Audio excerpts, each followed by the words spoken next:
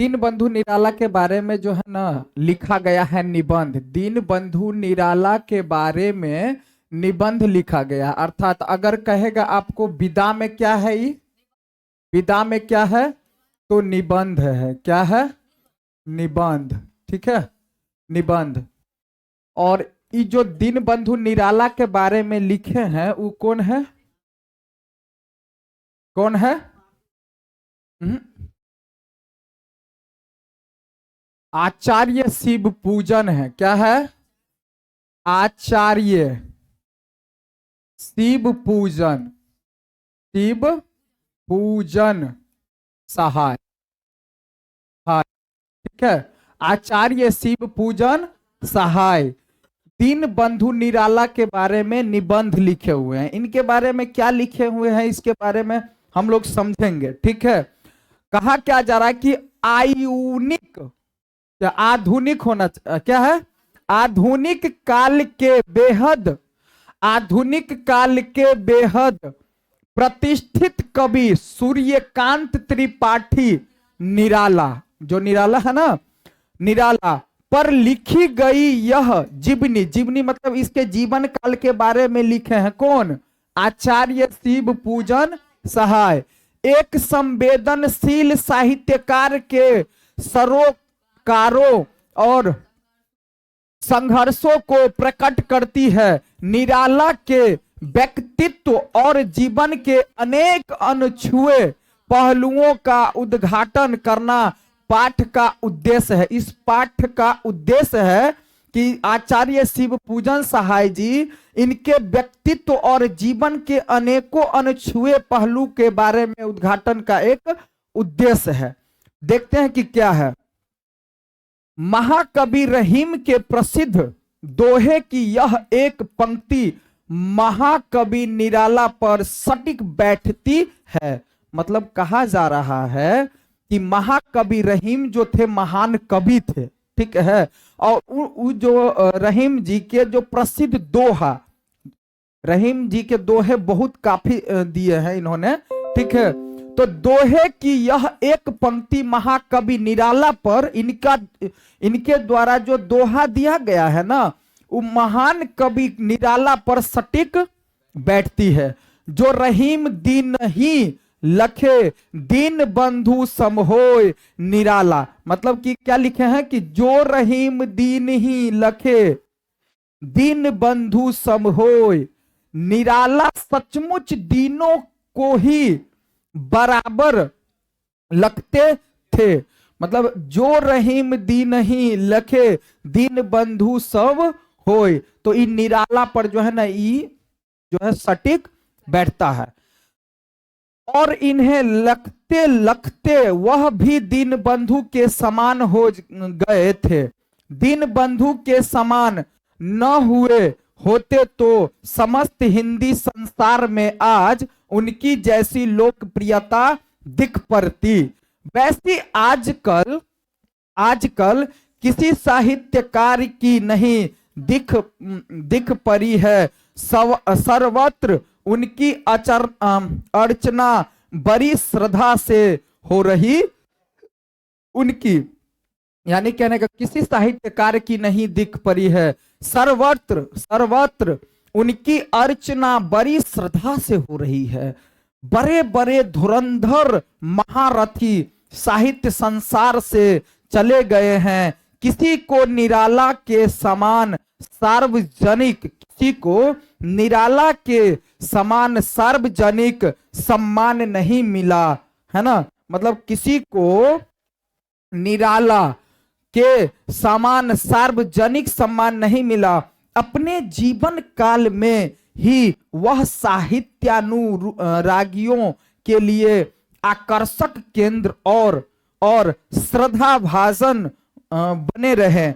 मृत्यु के बाद भी उनका सादर स्मरण विविध प्रकार से किया जा रहा है। ठीक है, अब देखते हैं आगे क्या है किया जा रहा है।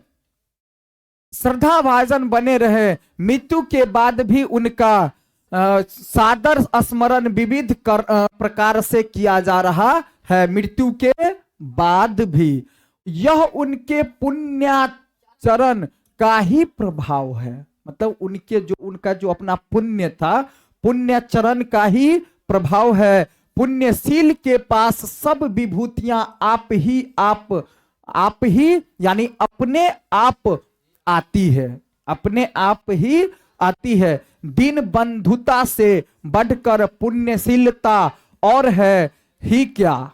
यानी कहने का मतलब अपने आप ही क्या होता है, पुण्यशील के पास सब विभूतियां अपने आप यानी आप ही आप आती है। दीन बंधुता से बढ़कर यानी दीन बंधुता से बढ़कर पुण्यशीलता और है ही क्या, कि जो दीन बंधु बन के रहे अगर कोई इंसान, तो उससे पुण्य की शीलता उससे बढ़ के क्या है ना। जैसे आज ही नया है ना, दीन बंधु भगवान को संतुष्ट करने का सर्वोत्तम उपाय दीनों का सच्चा बंधु होना ही है। समझ में आ रहा है। दीन बंधु भगवान को संतुष्ट करने यानी भगवान को अगर आप संतुष्ट करना चाहते हैं तो सबसे उत्तम उपाय है कि दीनों का सच्चा बंधु ही होना। मतलब दीन दुखियों का, जो लोग गरीब है, चाहे जो लोग मान लीजिए कि गांव घर में माना कोई भी अगर व्यक्ति है, अगर दुखिया है, कोई दिन दुखिया है, तो अगर आप उनका अगर सच्चा मित्र बनते हैं, उनका हम सफर बनते हैं, या फिर मान लीजिए उनका साथ देते हैं, है ना, तो कहने का मतलब कि सर्वोत्तम भगवान क्या कह रहे, को संतुष्ट करने का सबसे उत्तम दिनों का सच्चा बंधु होना ही माना गया है। निराला भी सच्चे अर्थ में दीन बंधु थे। निराला भी सच्चे अर्थ में दीन बंधु किसको कहा जाता है, यहां तो निराला को कहा गया है, लेकिन जो व्यक्ति दिन दुखियों को, परेशान व्यक्ति को क्या करते हैं, उभारते हैं, साथ देते हैं, है ना। कहने का मतलब अर्थ में दीन बंधु थे। अपनी शक्ति के अनुसार वे जीवन प्रयत्न दीन दुखियों की सेवा सहायता करते रहे। कौन, तभी तो उनको दीन बंधु कहा। दीन बंधु किसको कहा जाता है, दीन बंधु उसको कहा जाता है कि जो जीवन प्रयत्न दीन दुखियों की सेवा सहायता करते हैं, है ना। जहां और दीन बंधु निराला जी ऐसा करते थे, ठीक है। सेवा सहायता में समर्थ न हो सके वहां हार्दिक सहानुभूति का ही उपयोग करके संतोष पाया, पर हर घड़ी उनके मन में दीनों की सेवा शुश्रूषा की कामना ही जागती रही है। परमात्मा ने उनकी मनोवृत्ति और प्रवृत्ति समझकर ही उन्हें सबसे पहले श्री रामकृष्ण मिशन की सेवा में नियुक्त किया था, और उन्होंने भी यथा नियुक्ति तथा करोमी को अक्षरशः चरितार्थ किया। परमहंस श्री रामकृष्ण देव के बेलूर मठ यानी कलकत्ता में प्रति वर्ष परमहंस जी और स्वामी विवेकानंद जी की जयंतियों तथा पुण्य स्मृतियां तिथियों पर दरिद्र नारायण विविध वत भोजन कराया जाता था। वहां मिशन की शाखा विवेकानंद सोसाइटी के विद्वान सन्यासियों के साथ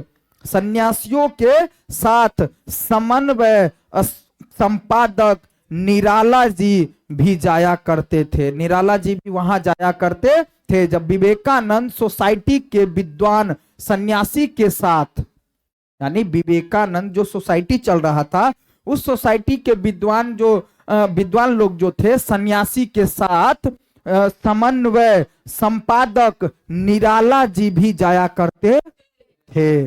उस विराट आयोजन के कार्यक्रम में निराला, और वो जो विराट प्रदर्शन होता था, आयोजन होता था, है ना, कार्यक्रम होता था, उसमें कार्यक्रम में निराला केवल दरिद्र नारायण को भोज्य पदार्थ वितरित करने का ही काम अपने जिम्मे लेते थे। मतलब उस जो कार्यक्रम में था, उस कार्यक्रम के तहत जो निराला केवल दरिद्र नारायण को भोज्य पदार्थ वितरित करने का ही काम अपने जिम्मे लेता था। मतलब कहने का मतलब है कि ये जो विवेकानंद सोसाइटी चल रहा था, जो गरीबों को सेवा करना, गरीबों के प्रति है ना दिखाना की मतलब करना है ना, सहायता करना, तो निराला जी जो है ना बहुत अच्छे व्यक्ति थे। तो इन कामों में निराला जी जो है केवल दरिद्र नारायण को भोज्य पदार्थ यानी कि दरिद्र लोगों को, गरीब लोगों को सहायता करने के लिए भोज्य पदार्थ वितरित करने का काम अपना जिम्मा लेते थे। कौन? दीनबंधु निराला जी। ठीक है। कंगालों को खिलाने में उनकी गहरी लगन देख लोग मुग्ध हो रहते थे। मतलब समझ में आया? जो व्यक्ति कंगाल थे, गरीब थे, बिल्कुल मतलब असहाय थे, उनको जो है मदद करने के लिए निराला जी उभर कर सामने आते थे, है ना। तो यही कह रहे हैं, है ना, कि को खिलाने में उनकी गहरी लगन देख लोग मुग्ध हो रहे थे। जो कंगाल लोग थे ना, कंगाल को खिलाने में उनकी गहरी लगन थी कि वह जो कंगाल लोगों को, असहाय लोगों को खिलाते थे, पिलाते थे, तो लोग उनके प्रति भी एक होता है ना आकर्षण होना, लोग मुग्ध हो रहे थे। वहां अधिकतर बंगीय भद्र समाज ही जुटता था और निराला मातृभाषा की तरह बंगला भाषा बोलकर समागत समाज को आप्यायित कर देते थे। वे बंगीय समाज में दूध मिश्री की तरह घुल मिल जाते थे। दूध मिश्री की तरह क्या होता है? जैसे दूध में मिश्री क्या होता है? घुल मिल जाता है पूरा, उस तरह से मिल जाते थे। स्वाभाविक रीति से बंगला बोलने वाला, अब क्या कर रहे हैं? बंगला देखो कौन कौन मिल जाते थे? निराला मातृभाषा, देखिए क्या कर रहे हैं कि अधिकतर बंगीय भद्र समाज ही जुटता था और निराला मातृभाषा की तरह, निराला मातृभाषा की तरह बंगला भाषा बोलकर समागत समाज को आप्यायित कर देते थे। और वे बंगीय समाज में दूध मिश्री की तरह, वहां के समाज में दूध मिश्री की तरह घुल जाते थे, मिल जाते थे, है ना। और स्वाभाविक रीति से, मतलब जो रीति रिवाज होता है, रीति से बंगला बोलने वाले व्यक्ति शीघ्र ही बंगाली बंधुओं का आत्मीय बन जाता है। अच्छी अंग्रेजी और खांटी बंगला बोलने वाले के कारण ही वहां के समाज में भी वे पूर्णतः समादृत थे। बंग भाषा के साहित्य में उनकी पैठ किसी विलक्षण बंगली से भी कम न थी। उस समाज के लोग आग्रह पूर्वक उनसे कविद्र रविद्र के गीत गवाकर सुनते और तृप्त होते थे। मतलब किसी विलक्षण बंगाली से भी कम न थी। उस समाज के लोग आग्रह पूर्वक उनसे कविद्र रविद्र के गीत गवा करके सुनते और तृप्त होते थे। तृप्त मतलब अच्छा लगता था, एकदम संतुष्ट होते थे। तृप्त होते थे मतलब संतुष्ट होते थे, है ना। अब देखते हैं आगे क्या है बात। देखिए, भगवद विभूतियां उन्हें खूब मिली थी।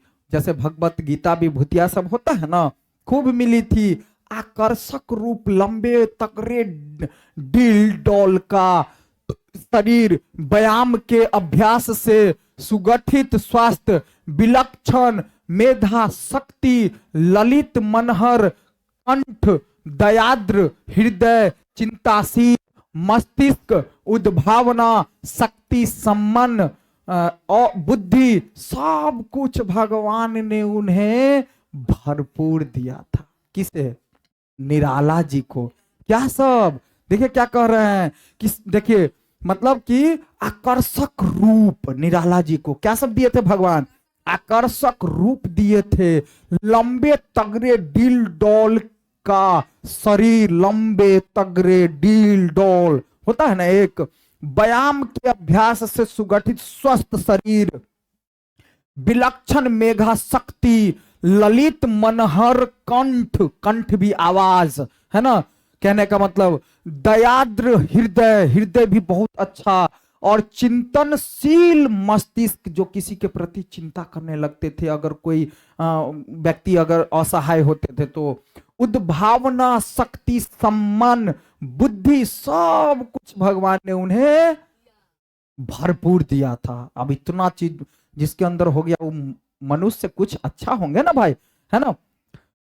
बड़ी बड़ी सुहावनी लुभावनी आंखें, निराला को बड़ी बड़ी सुहावनी और लुभावनी आंखें, दमकती दारिम, दसनावली, घुंघराली अलकावली, लघु मुख विवर, पतले पतले अधर, पतली पतली बाकी उंगलियां, प्रशस्त वक्ष स्थल, हर तरह से सिरजनहार ने उन्हें सवार दिया था, सवारा था, है ना। जिस मंडली में बैठ जाते थे ना, उसे अपने व्यक्तित्व से जगमगा देते थे। निराला जी जिस मंडली में बैठ जाते, मंडली जानते हैं ना, जो कीर्तन वगैरह जो बैठते हैं करते हैं, है ना, जिस मंडली में बैठ जाते थे लोगों के पास, उसे अपने व्यक्तित्व, व्यक्तित्व मतलब निराला का व्यक्तित्व, बात विचार, व्यक्तित्व ऐसा था ना कि एकदम सबको जगमगा देते थे।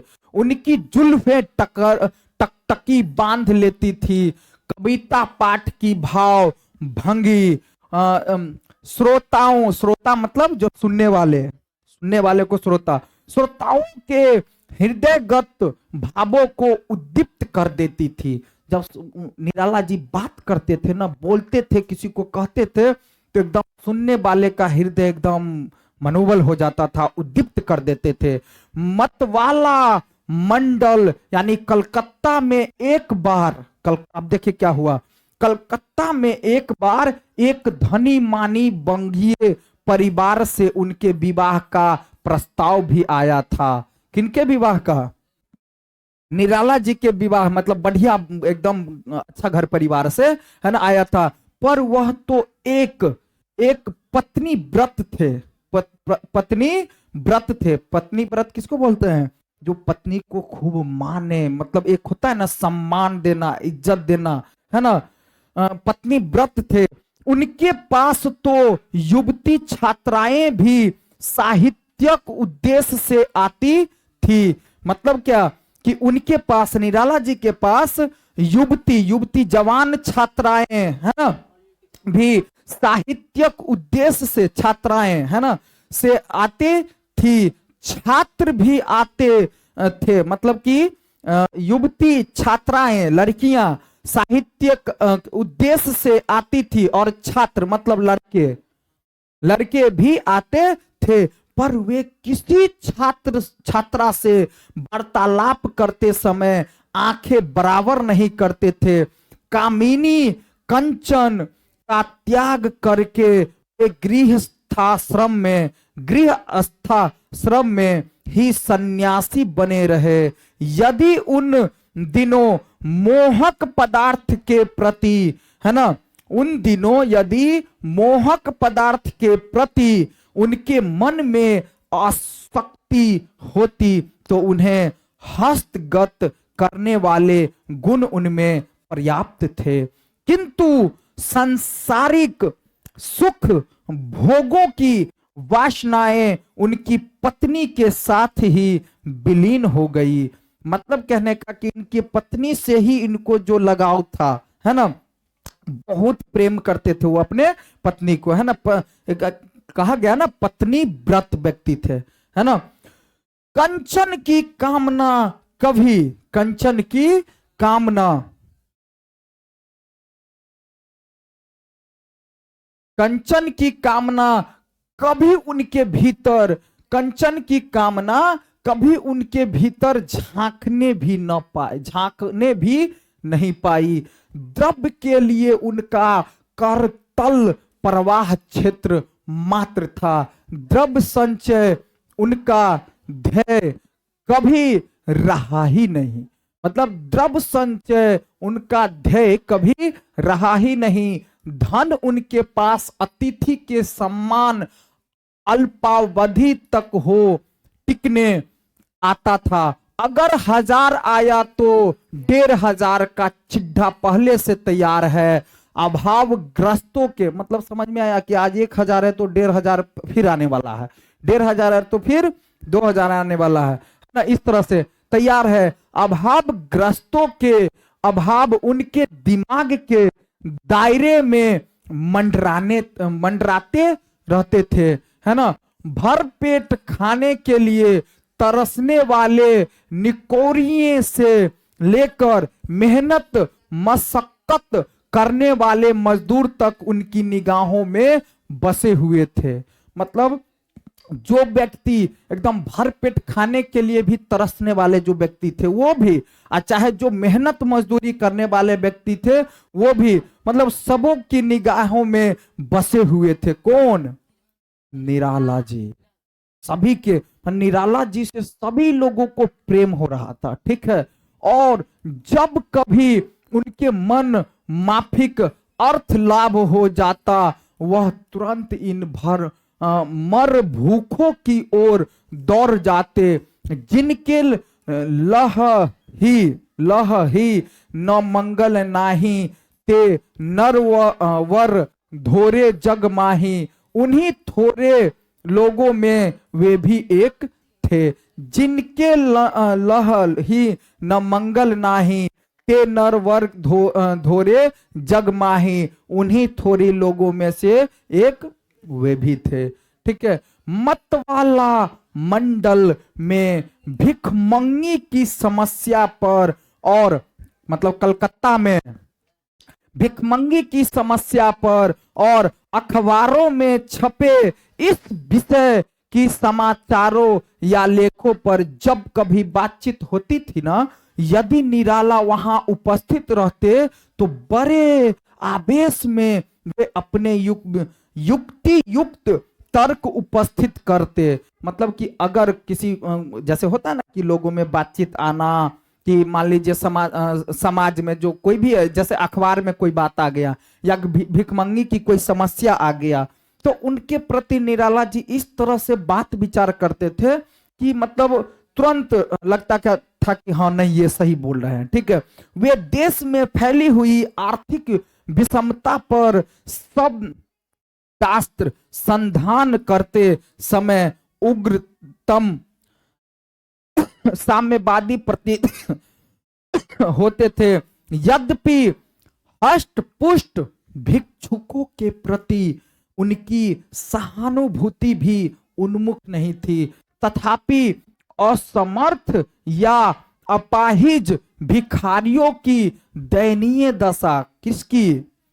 असमर्थ व्यक्ति हो, अपाहिज व्यक्ति हो, भिखारी इत्यादि हो, उनकी दयनीय दशा के लिए वह शासन और समाज के ही तीव्र आलोचना किया करते थे। मतलब अगर आपके समाज में कोई अगर असमर्थ व्यक्ति है, कोई अगर अपाहिज व्यक्ति है, कोई भिखारी अगर बन रहा है, तो इसकी दयनीय ऐसा क्यों है? क्योंकि आपका समाज ऐसा है। अगर मान लीजिए कि कोई भी व्यक्ति, सही कहा गया है, आजकल के जमाने में ऐसा नहीं होना चाहिए। जैसे अगर कहा जाता है कि अगर कोई भाई है, एक भाई अमीर हो गया, एक भाई गरीब हो गया, गलत बात। कैसे हो गया ऐसा भाई? ऐसा नहीं होना चाहिए कि एक भाई काफी अमीर हो जाए और एक भाई गरीब रहे, तो कहीं ना कहीं उसमें स्वार्थ है, कहीं ना कहीं उसमें जरूर स्वार्थ है, कहीं ना कहीं। तब ऐसा हो ही नहीं सकता। जब एक ही परिवार में जब अपना 2 भाई रहेगा या 3 भाई रहेगा, तो एक भाई ज्यादा अमीर और एक भाई गरीब कैसे हो जाएगा? इसका मतलब आप एक दूसरे को संभाल नहीं रहे हैं, तभी तो गरीब। तो कहने का मतलब समाज में भी कि अगर कोई ऐसा हो गया है तो उस समाज को ही क्या करते थे? दुख देते थे, समाज की ही आलोचना किया करते थे कि ऐसा बिल्कुल नहीं होना चाहिए, ऐसा बिल्कुल नहीं होना चाहिए।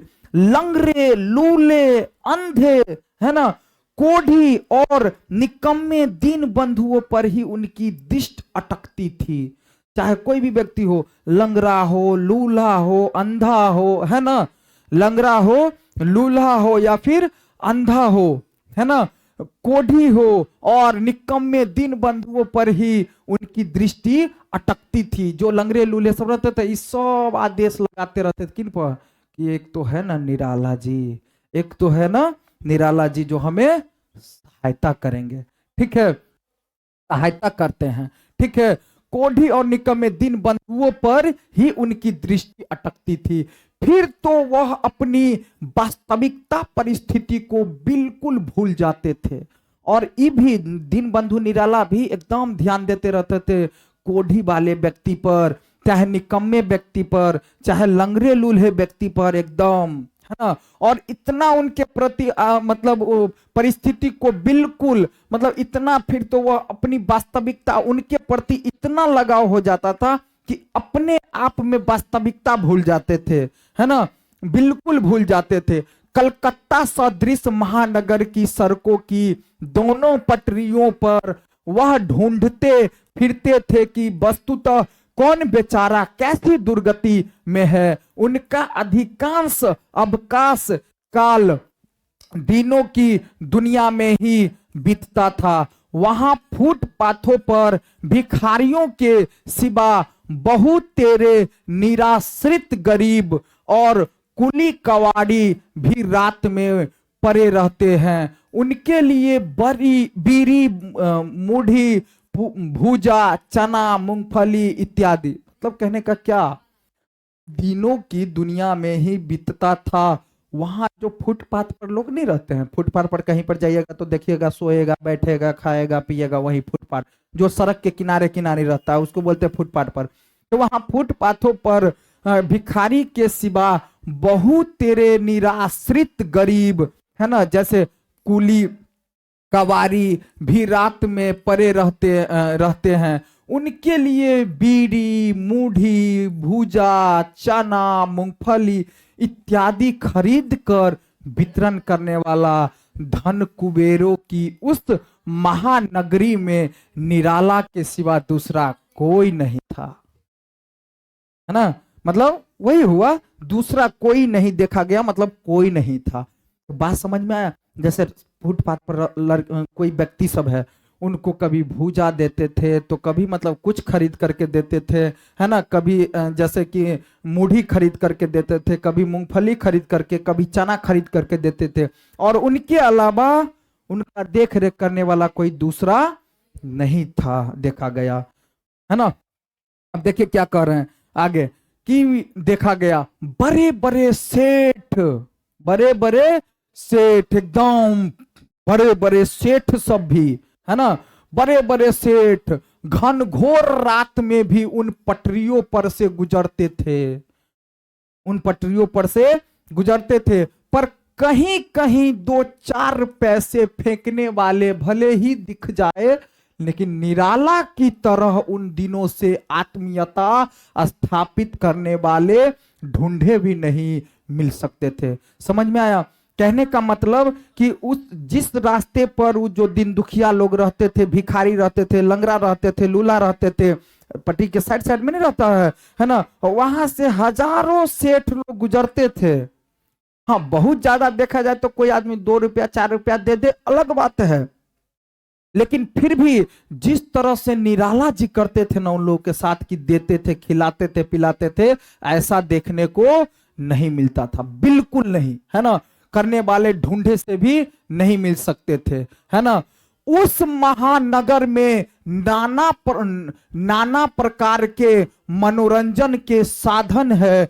क्या उन्हें उपलब्ध कराने के लिए निराला को पैसे की कमी थी? किंतु उनका मनोरंजन तो दिन दुखियों की सुख पहुंचाने से ही होता था। कि उनका मनोरंजन किस चीज से होता था? जैसे कहने का मतलब कहा जा रहा है कि क्या उन्हें उपलब्ध कराने के लिए निराला को पैसे की कमी थी? मतलब ऐसे होता है ना कि कोई आज ये मनोरंजन करेंगे, आज ऐसा करेंगे, आज ये करेंगे, तो हमें क्या होगा? अच्छा लगेगा। जैसे आज ही के समय में, अभी आज ही के समय में मान लीजिए बहुत लोगों को होगा कि हम ये मनोरंजन करेंगे, हम ऐसा करेंगे, हम ऐसा करेंगे, होता है ना एक। लेकिन इनका मनोरंजन सबसे बढ़िया क्या, कि जब दिन दुखियों को सेवा करते थे ना, जब दिन दुखियों को सुख पहुंचाते थे ना, तो कहते थे हम एकदम मनोरंजन कर रहे हैं। हाँ वही ना, हम मनोरंजन में है, क्योंकि दिन दुखिया यहाँ अगर समस्या में है तो हम उनको मदद कर रहे हैं, तो समझिए हम क्या कर रहे हैं, मनोरंजन कर रहे हैं, कोई दिक्कत नहीं है ना। कोई मित्र उन्हें सिनेमा थिएटर, है ना, भले ही ले जाए, उनके पैसे तो भूखे रूखे गरीबों की सेवा में ही लगने पर अपनी सार्थकता समझते थे। मतलब भले ही उनका दोस्त कोई सिनेमा दिखाने ले जाए उनको, पैसा अपना पैसा से, निराला जी को कोई दूसरा दोस्त आ जाए तो वो थिएटर में ले जाए, अलग बात है, लेकिन अपना पैसा वो गरीबों पर बांटने में, गरीबों को मदद करने में ही देते थे, मतलब अच्छा मानते थे। ठीक है ना। और समझते थे निराला केवल शहर या बाजार और स्टेशन के अंदर मिलने वाले दिन जनों पर ही ध्यान नहीं देते थे। निराला केवल शहरों या बाजारों में या स्टेशनों या इसी अंदर मिलने वाले लोगों से नहीं केवल, बल्कि अपने गांव और पड़ोस के गरीब गृहस्थ की सहायता भी ध्यान रखते थे, सहायता करने में भी ध्यान। ऐसा नहीं कि वो कभी गए स्टेशन तो वहां मिल गया भिख मंगा तो उसको केवल दिए, या वहां मिल गया कोई मान लीजिए भिखारी या कोई बैठा हुआ है फुटपाथ पर तो उसकी सेवा कर दिए, नहीं, अपने गांव के पड़ोस में, अपने गांव में जो लोग गरीब रहते थे, एकदम लाचार रहते थे, असहाय व्यक्ति रहते थे, उनकी मदद करते थे। ठीक है, मतलब उस पर भी ध्यान रखते थे। उनके गांव और जिले के भी कई आदमी उनकी उदारता या दानशीलता की कहानी सुनकर उनके पास धमकते थे। मतलब समझ में आ रहा है, जैसे ही किसी गांव के व्यक्ति, अब जैसे इस गांव में कोई ऐसा निराला की तरह हो जाए, आसपास के पड़ोस गांव में अगर कोई व्यक्ति असहाय होगा, दुखिया होगा, दिन दुखिया या बहुत गरीब, तो वो इनकी बातों को सुन करके, इनके बारे में चर्चा जो होती थी, इनके बारे में सुन करके धमक जाते थे, मतलब आ जाते थे, ताकि निराला हमको मदद करेंगे, है ना, तो आ जाते थे। अतिथि भी उनके विचित्र भांति होते थे, उनके अतिथि भी होते थे तो बिल्कुल विचित्र की तरह होते थे। परिचित और कुटुंबियों के अतिरिक्त ऐसे लोग भी कलकत्ता तक दौड़ लगाकर उनका पीछा करते थे, जो उनसे किसी न किसी प्रकार की लगाव जोड़कर उनके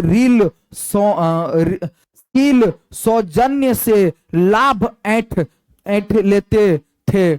मतलब समझ में आया, जैसे कुछ अतिथि लोग थे, अभी तो थे मन के बिल्कुल, है ना, एकदम संतुष्ट मैं व्यक्ति थे ये, है ना। अब जैसे कोई व्यक्ति आए अतिथि वगैरह, तो इनसे एकदम कि हाँ हम गरीबे हैं, हम दिन दुखिया हैं, हम ही है, और इनसे ऐंठ लेते थे और ये मदद कर देते थे। भोजन के सिवा कपड़े जूते की मांग तो होती थी, चलते समय राह खर्च की फरमाइश भी होती थी। समझ में आ रहा है बात, है ना। देखने वाले को भी भले ही यह नागबार मालूम होता हो, पर निराला की शक्ति भंग नहीं होती थी। समझ में आया। कोई दिन दुखी, अब कोई अतिथि आए उनके दरवाजे पर, तो अब अतिथि आए तो उनका सेवा संस्कार जो खाना पिलाना तो होता ही था, लेकिन कोई अतिथि ऐसे भी आते थे कि मतलब उनके पास मतलब कपड़े वगैरह भी ले लेते थे, मतलब उनको दे दिया जाता था, है ना। दूसरे नंबर के आप रास्ते में अगर जा रहे हैं तो उसका खर्चा भी निराला से ही ऐंठ लेते थे कि हाँ हम ऐसे हैं, चाहे ऐसे है तो दे। मतलब बात समझ में आ रहा है ना कि क्या कहना चाह रहे हैं, लेकिन फिर भी इनके मन में कोई ऐसा नहीं था। देखने वाले को भले ही यह नागबार मालूम होता हो, पर निराला की शक्ति भंग नहीं होती थी। उनकी शांति तो तभी भंग होती, उनकी शांति तभी भंग होती थी जब किसी जरूरतमंद की मदद नहीं कर सकते थे, निराला एकदम संतुष्ट। और उस निराला अपने आप को मानते थे कि अगर हम किसी दिन दुखिया को या गरीब की मदद अगर नहीं करते हैं तभी मेरा मन असंतुष्ट हो सकता है, तभी हमको शांति नहीं मिल सकता है। नहीं तो हमको कोई शांति में, मतलब ऐसा नहीं कि हमको शांति नहीं मिले। वो अपने आप को क्या मानते थे कि अगर जिस समय हम गरीब को मदद ना करें तभी हमें अशांति मिल सकती है। यानी जरूरतमंद की मदद नहीं कर सकते थे तभी उनको क्या होती थी, शांति भंग हो जाती थी, है ना। किसी आदमी को अपने से अनुचित लाभ उठाते देखकर भी, अनुचित लाभ उठाते देखकर भी उनके धैर्य को ठेस नहीं लगती थी। उनके धैर्य को मतलब कहने का कि किसी आदमी, जब कोई आदमी उनसे अनुचित लाभ उठा लेता था। अब जैसे आप देखिए, अगर कुछ बांटने लगेगा, कुछ करने लगेगा, तो कुछ ऐसा भी व्यक्ति होंगे कि वो गरीब नहीं होंगे लेकिन फिर भी वो लाभ उठाना चाहेगा, ठीक है। तो आदमी को अपने अनुचित जो लाभ उठा लेता था ना कोई, तो भी अनुचित लाभ उठाते देखकर भी उनके धैर्य को कोई ठेस नहीं पहुंचती थी। दूसरे के अभाव को अपने ऊपर ओढ़ लेने से भी उनका शांत गंभीर हृदय की कभी विचलित होती नहीं थी, है ना। मतलब विचलित होता नहीं देखा गया। अगर कोई कहता भी था ना कि आप इतना खटराग क्यों पालते हैं, ऐसे पर मुंडे फलाहार करने वाले को टरकाया कीजिए। मतलब कहने के कि आप इतने फालतू में इतने काहे जोर रखे हैं, जो आपको कोई आपसे मदद मांग लेता है, मतलब कोई आपसे कुछ भी मांग लेता है ना। लेकिन फिर भी इतना जो लोग कुछ कहते थे फिर भी कोई टकराया, मतलब लोग कहते थे कि इनको ऐसे ऐसे कुछ लोगों को अपना टाल दिया कीजिए। कोई व्यक्ति उनको, निराला जी को कहते थे कि इतना भी क्या मतलब पालना, कि मतलब कोई व्यक्ति अगर आते तो कुछ कुछ टाल दिया कीजिए। लेकिन फिर भी, है ना, तो मुस्कुराकर ही रह जाते थे। तो अगर कोई ऐसा व्यक्ति निराला जी को कहते थे तो वो केवल मुस्कुरा जाते थे, और है ना, उनको भला सीख कौन दे सकता था। मतलब निराला जी तो खुद निराला थे, उनको सीख कौन दे सकता था। वह तो स्वयं ही नीति और धर्म के मर्मज्ञ व्यक्ति थे। मतलब वो तो क्या मतलब स्वयं ही क्या नीति है, क्या हमारा धर्म है, क्या नियम है, क्या कानून है, वो तो एकदम व्यक्ति मर्मज्ञ थे इस मतलब इस चीजों से, ठीक है। यह विशेषता निराला में ही देखी गई कि अपने आवश्यकताओं को भुलाकर दूसरों की आवश्यकताओं को दूर करने के लिए परेशानियां और कठिनाइयां झेलने में अधीर नहीं होते थे, है ना। उन्हें अपने खाने पीने या कपड़े लत्ते की कभी चिंता ही नहीं हुई। मतलब अपनी आवश्यकताओं को भूल जाते थे और दूसरे की मदद करते थे, ऐसा व्यक्ति थे वो, है ना। और कहीं भी दूर करने के लिए परेशानियां और कठिनाइयां झेलने में अधीर नहीं होते थे। अपनी परेशानियां, समस्या को भूल जाते थे, लेकिन दूसरे की परेशानियां और कठिनाइयां को झेलने में कभी पीछा नहीं हटते थे, है ना। उन्हें अपने खाने पीने, कपड़े लत्ते की कभी कोई चिंता होती ही नहीं थी। अच्छा कपड़ा, जूता भी कुछ ही दिनों तक उनके पास टिकता था। अच्छा कपड़ा हम खरीदे, अब कोई आदमी आया तो दे दिए। अच्छा जूता खरीदे, कोई आदमी आया ऐसा तो दे दिए। तो कहने का मतलब यह है, तोशक रजाई तक किसी को दे डालने में, तोशक रजाई भी किसी को दे डालने में तनिक हिचक नहीं होती थी। मतलब समझ में आ रहा है। किसी को अपने के लिए, घर के लिए तोशक खरीदा लेकिन फिर भी दे देते थे। अपने लिए कोई रजाई खरीदा, देते थे, हिचक नहीं करते थे कि भाई नया है कैसे दे दे, होता है ना एक प्रकार का, है ना। उनके पास कुंजी रह पाती थी और न कभी कपड़े, मतलब न उसके पास कभी कुंजी, न कभी कुंजी रह पाती थी और ना कभी कपड़े या रुपये पैसे रखने के लिए कोई ट्रंक या बक्सा पेटी या अटैची सब नहीं खरीदा। अपना जो है हर चीज, जैसे होता है ना अपना हिफाजत करने के लिए आदमी सब क्या करता है, बक्सा पेटी बैंक उंक खरीद के रखता है घर में, लेकिन इनके पास कुछ ऐसा नहीं। गद्दे या लिफाफ की परवाह न करके जैसे तैसे सो रहे और उतने ही में आराम से दिन गुजार लिए। सुंदर पलंग या शानदार कुर्सी मेज की कभी कामना ही नहीं। जैसे होता है ना कि अब मेरे पास पैसा है तो सुंदर सुंदर, मेरे पास अगर पैसा है तो सुंदर सुंदर कुर्सी, सुंदर सुंदर पलंग सब लाएंगे घर में, एकदम टाइल्स माइल्स बर्बल सब लगाएंगे, होता है ना भाई। तो सब नहीं करते थे उसकी परवाह, है ना, पैसे से कभी।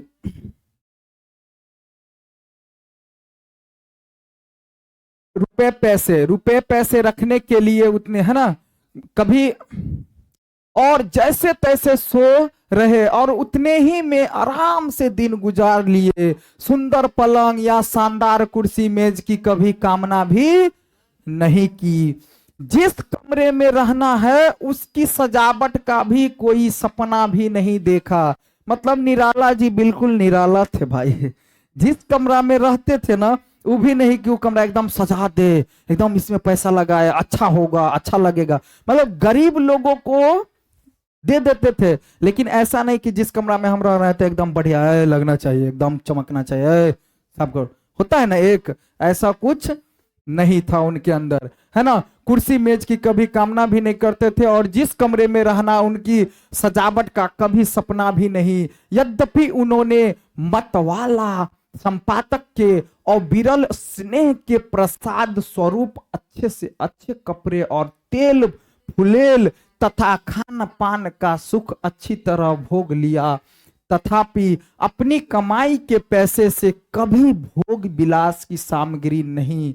मतलब समझ में आया कि अपनी कमाई के पैसे जो होता है ना, एकदम बहुत, अगर हम कमा रहे हैं तो हम अपना अय्यासी करेंगे, जो मन होगा सो करेंगे, इनके मन में ऐसा कुछ नहीं था, है ना। तथापि अपनी कमाई के पैसे से कभी भोग विलास की सामग्री नहीं बेसाही, बेसाही का मतलब खरीदना नहीं, बेसाही। कलकत्ता छोड़ने पर जब वे लखनऊ और प्रयाग में रहे ना, तब भी मस्त मौला फकीर की तरह ही जीवन यापन करते रहे। जब कलकत्ता छोड़े तब भी अगर अपने लखनऊ में अगर वह रहने स्टार्ट कर दिए, तब भी एकदम मस्त मौला, एकदम फकीरों की तरह रहो, कोई दिक्कत नहीं है, फकीर की तरह ही जीवन यापन करते रहे। जहां कहीं रहे आसपास के दुकानदारों को मुंह मांगा दाम देकर निहाल कर दिया। मतलब जहां रहते थे ना, आसपास के दुकानदारों को मुंह मांगा, हाँ कोई सामान खरीदे मुंह मांगा उनको दे दिए। इक्के तांगे वाले भी उनकी दरिया दिलों से, मतलब तांगे वाले ऑटो वाला सब नहीं होता है, घोड़ा तांगा वाला जानता है ना, वो सब सवारी से कहीं ले जाते हैं, है ना, सवारी को, है ना। तो उन लोगों को भी मतलब जो मांगते थे पैसा ईमानदारी से दे देते थे, कोई दिक्कत नहीं, परिचित थे। और उन्हें देखते ही दूसरे के साथ तय किया हुआ भाड़ा छोड़कर साग्रह बिठा लेते थे। मतलब कोई अगर तांगा वाला है, तांगा जानता है ना, जो सवारी लेकर के यहां से वहां जाते हैं, घोड़ा लगा रहता है उसमें, तो पहले तो तांगा वगैरह ही चला करता था। तो तांगा वगैरह वाले जैसे अगर कोई दूसरे व्यक्ति का सवारी फिक्स भी हो गया ना, अगर निराला जी आते थे तो उनको लगा नहीं ये पैसा देता है बढ़िया, तो उनको छोड़ देता था और निराला जी को है ना भाड़ा, जबकि निराला जी को पता भी नहीं इस बात का, लेकिन उनको बिठा करके ले जाते। अड़ोस पड़ोस के गरीब उनसे इतने अधिक अपकृत रहते थे ना कि उन्हें राह चलते असीसने लगते थे। याचकों के लिए तो कल्पतरु थे ही, अपने मित्रों के लिए मुक्त हस्त दोस्त परस्त थे। मतलब जो उसकी याचना करते थे जो व्यक्ति, उनके लिए तो एकदम मस्त मौला थे ही, और अपने दोस्त के लिए मुक्त हस्त दोस्त परस्त व्यक्ति भी थे, है ना। मित्रों और अतिथियों के स्वागत सत्कार का वैसा हौसला अब देखने में नहीं आ रहा है। मतलब जितना अतिथि को जो स्वागत करते थे ना, स्वागत करना सत्कार करना जैसे होता है, यानी इज्जत प्रतिष्ठा सम्मान देना, और वैसा हौसला अब देखने में नहीं आ रहा है। बहुत से लोगों को निराला संबंधी ये बातें अतिरंजित जान पड़ेगी, पर मैं तो निराला के साथ बरसों रहकर उनके प्रतिदिन के जीवन क्रम को ही निकट से देख चुका हूं। किसने कहा ऐसा? लेखक ने कहा ऐसा। लेखक ने ऐसा कहा कि शिव पूजन सहाय ने ऐसा कहा कि क्योंकि हम निराला के साथ तो कई वर्षों रहे हैं, हम उनको जानते हैं, और उनके स्नेह भाजन के रूप में उनका प्रगाढ़ स्नेह भी पाता रहा हूं।